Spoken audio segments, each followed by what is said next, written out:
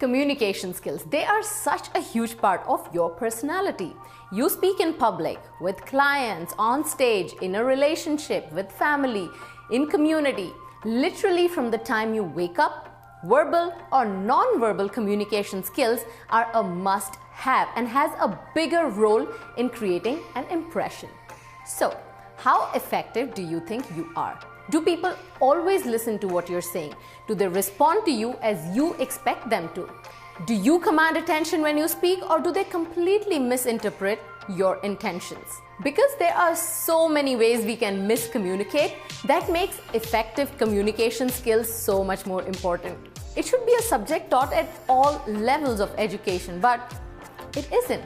So if you are looking to brush up on your communication skills, here are my 8 tips on how I get more accomplished and effectively with just simple communication skills. You can too. Watch this video till the end because the last one is my favorite and a super cool tip. Welcome to Blush with me.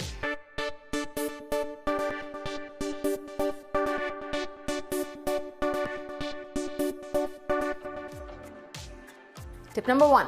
Timing. Notice how you're glued to a 90-minute stand-up comedy show or a certain speech, but your attention is not the same in every conversation.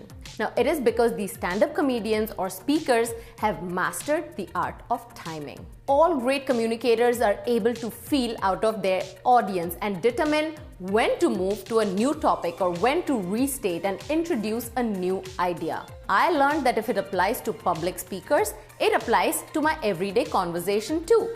Timing yourself also means not speaking too fast. When you speak at a slightly slower pace, you create curiosity and interest. Tip number 2.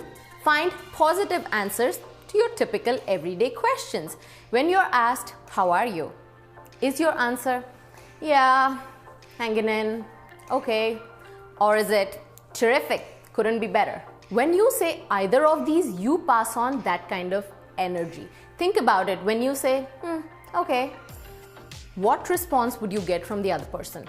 Excitement or drab? Here's another typical question. How's your day? What do you say? Hate it. Or do you say, "I like snow. Today might have been a bit too much, but no complaints." A positive attitude in communication makes me look forward to having a coffee or a meeting with that person. Tip number 3. Get comfortable speaking extempore. Now, write down a series of 8 to 10 points or topics you intend to discuss, but do not memorize what you want to say word for word. Now, this method of communicating allows lawyers presenting a case to cover all the necessary points while giving them flexibility as to how to communicate based on audience reactions or questions. So say for instance, if I was in a meeting with a school principal, I just make my notes, like full notes, but register just the main points like say school funding, events for students, after school activities, etc. That way my conversation is impactful and short and I am prepared to answer questions much better. Instead of, "Oh, I had something I wanted to talk to you about, but completely forgot. I'll email that to you later," or "I didn't think about that before. Let me get back to you on that." This is related to my next point. Listening. People who have the ability to really listen to someone can actually answer questions in a meaningful way. So it's very important. Tip number 5. Get to know your audience. To communicate effectively, it is important to get to know your audience first. Each audience is different and will have different preferences and cultural norms that should be considered when you're communicating. Now, a good way to understand expectations is to ask a few questions to the members of the audience. So say if you're new to a mom group, ask them, "Do you follow any mom bloggers? What do you do on the weekends?" You will understand their likes and dislikes and take the conversation in a direction that they will enjoy talking about and open up more to you. Tip number 6. Act. We all act. Don't let your mood dictate how your meeting will go. If you decide to act like you're having the best day of your life, your mind will very well follow what your body is trying to dictate. You thought only your mind can tell your body what to do? Do watch my video on how to feel more confident for more explanation on that. I'll link it below in the description. Now also set your body language according to the audience. It has to adapt in a group of women versus on a date versus office meetings or with your kids or when you're hosting a dinner. Just like the tone of your verbal language, change your body language too. Talking about tone, my tip number 7 is your tone. Now, anything you say can sound completely different with the tone you use to convey your message. Example, you didn't get it? I sent it to you yesterday. Can you check your inbox? Versus this, do you mind double checking your inbox for me, please? I'm happy to resend it if you don't have it. Now, the funny thing is sometimes people talking in this stiff tone don't realize that they are sounding rude, and nor do they have any intention to be rude. Because they have not considered making a few of these changes to their communication skills, they can very easily offend people and not know why the other person doesn't like them. Now that's a whole different topic about why we feel and how to deal with the feeling that people don't like me. Some of you have mentioned this before, so let me know if this is a topic that can be helpful to you, and I'll be happy to make a video. Tip number 8. Now this is my favorite tip of the day. Use your phone. I don't mean your conversation over a phone call. Your phone can actually help you immensely to improve your communication skills. Record a video of yourself in a mock conversation.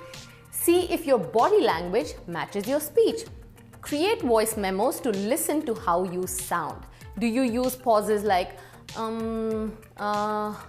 are you too fast? Are you too slow? How's your pitch?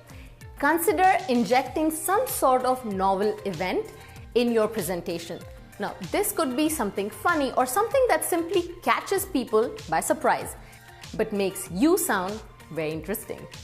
With a little conscious effort and attention to the way you communicate, you will quickly become more accomplished in your daily communications. This brings me to the question of the day. What topic related to confidence do you want a video about? Now think really hard because confidence is such a wide topic. Since I mentioned voice, I am thinking of voice modulation. Let me know your opinion. The more you learn, the better. I look forward to your comments below. So let me know what you thought of today's video. And when you practice these tips, how does it impact your everyday communication? Please consider subscribing to my channel if you haven't already.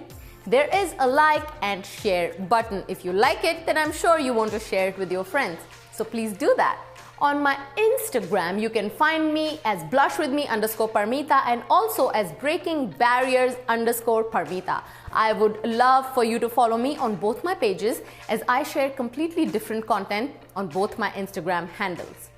You can also find me on my Facebook fan page. You have enjoyed my videos for a long time and the credit for videography talent goes to Water Song Media. Make sure you follow them as well.